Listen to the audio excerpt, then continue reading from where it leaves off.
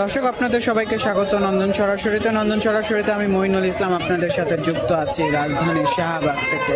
শাহবাগ এই মুহূর্তে অবরোধ করে রেখেছে ডিপ্লোমা নার্সিং শিক্ষার্থীরা। গত 5 ঘন্টা ধরে এই অবরোধ অবস্থা বজায় আছে।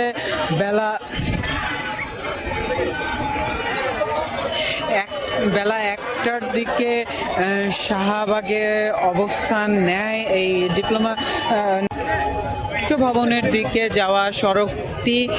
এই দিক থেকে শুরু করে ঢাকা বিশ্ববিদ্যালয়ে ঢোকার সড়ক, কাঁটাবন মোড়ের দিকে যাওয়া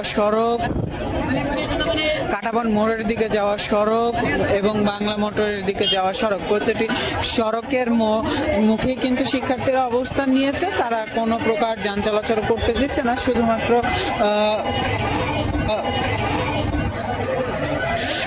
ইমার্জেন্সি যে সার্ভিসগুলো আছে, অ্যাম্বুলেন্স এবং রোগীবাহী যে কোনো গাড়ি তারা ছেড়ে দিচ্ছে। তাদের যে আজকের অবরোধ, তাদের যে অবস্থান, সে